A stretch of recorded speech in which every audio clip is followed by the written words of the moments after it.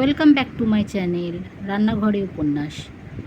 আজ রান্না করছি পটল আলু দিয়ে মুগ ডালের রেসিপি। চলো একটা গল্প শোনা যাক। এক গ্রামে দুজন কৃষক ছিল। তারা দিন রাত পরিশ্রম করে জমি চাষ করত, যাতে তারা বাড়ির লোকের পেট ভরাতে পারে। তারপর অদ্ভুতভাবে তাদের মৃত্যু হয়। তারপর উপরওয়ালার সামনাসামনি হলে উপরওয়ালা জিজ্ঞাসা করলো, বলতো তোদের জীবন কেমন ছিল, বলতো তোদের জীবনে কি কম থেকে গেছে, তা তোরা পরের জন্মে কী রকম জীবন চাস। তখন সাথে সাথেই প্রথম কৃষক বলল, আপনি আমাকে খুব বাজে একটা জীবন দিয়েছিলেন।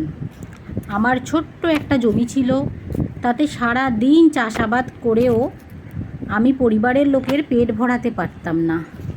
লোকের কাছে ছোট হতে হতো, অপমানিত হতে হতো, কৃষক বলে আমাদের সবাই ঠকাতো। আমি খুব কষ্টের একটা জীবন পেয়েছিলাম। সবথেকে বড় কথা, যেটুকু টাকা পেতাম তা দিয়ে তো আমাদের খাওয়া দাওয়া, মোট কথা নুন আনতেই পান্তা পোড়াতো। আমি অন্যদের মতো কখনো দামি জামা কাপড় পরিনি, আমাকে ছেঁড়া জামা কাপড় পরেই থাকতে হতো। অন্যদের মতো এদিক ওদিক ঘুরতেও যায়নি। গরমে জমির মধ্যে পশুর মতো খাটতাম। আপনার দেওয়া জীবন আমার একদমই সুখের ছিল না, শান্তির ছিল না।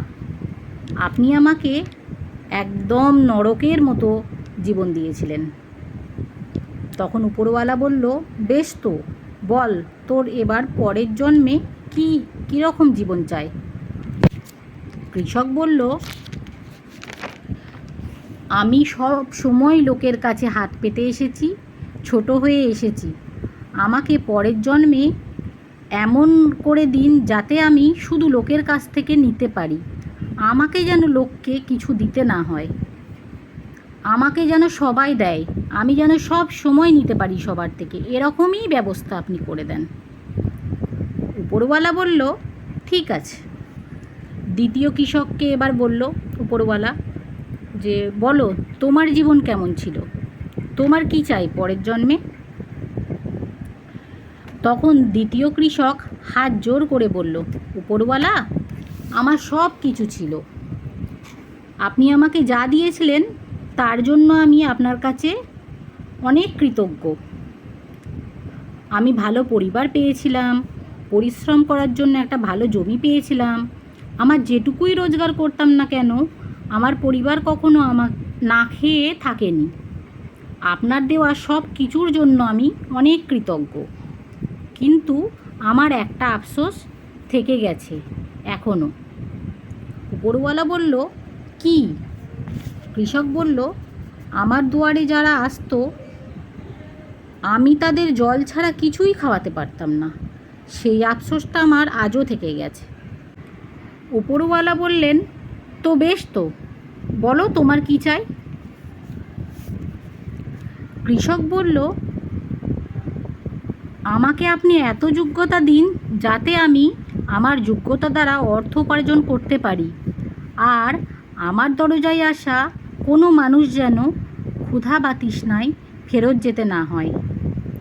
আমি যেন তাদের পেট ভরে খাওয়াতে পারি, আমি যেন সবাইকে সাধ্য মতো সাহায্য করতে পারি, আমি যেন সবাইয়ের পাশে দাঁড়াতে পারি। আমার এইটুকুই চাওয়া। উপরওয়ালা দুজনের কথা শুনলেন। শুনে উপরওয়ালা দুজনকে আবার একই গ্রামে জন্ম দিলেন। প্রথম কৃষক, যার শুধুই অভিযোগ ছিল, যে শুধু নিতে চেয়েছিল সবার কাছে, সে হলো গ্রামের সব থেকে বড় ভিখারি। আর দ্বিতীয় কৃষক, যে সাহায্য করতে চেয়েছিল, সবার পাশে দাঁড়াতে চেয়েছিল, সে হলো মহারাজা।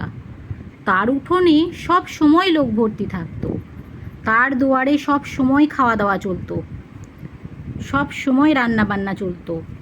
সে সব সময় মানুষকে সাহায্য করার জন্য এগিয়ে যেত। সে হলো দেশের মহারাজা। তাই যা নেই তা নিয়ে সব সময় অভিযোগ আফসোস না করে বরং যা আছে তাতে খুব সন্তুষ্ট থাকা উচিত। এই তো আমার রান্না হয়েই এসেছে। আমি এবার পটল আলু কষে নিয়ে পেঁয়াজে তারপর আমি মুগ ডালটা দিয়ে দিলাম, দিয়ে একটু নাড়াচাড়া করে নিলাম। দিয়ে নাড়াচাড়াটা ভালো করে করতে হবে। তো এখানে আমি একটা কথা বলি, আপনারা চাইলে এখানে একটা কাজ করতে পারেন, এইটা প্রেশারে আপনি সিটি দিয়ে নিতে পারেন মুগ ডালটা, কাঁচা না দিয়ে, তো তাহলে আরেকটু তাড়াতাড়ি হয়ে যাবে। তো এবার ভালো করে কষিয়ে নিয়ে এতে আমি পরিমাণ মতো জল দিয়ে সেদ্ধ হতে দিতে হবে।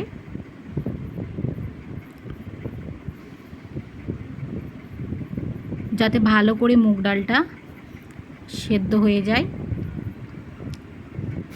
তার সাথে আলুটাও। তারপর এটাকে ঢেকে দিতে হবে।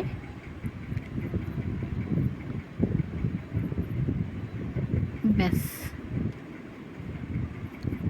এই তো আমার মুগ ডাল দিয়ে পটল আলুর রেসিপি হয়ে গেছে রেডি। Thanks for watching.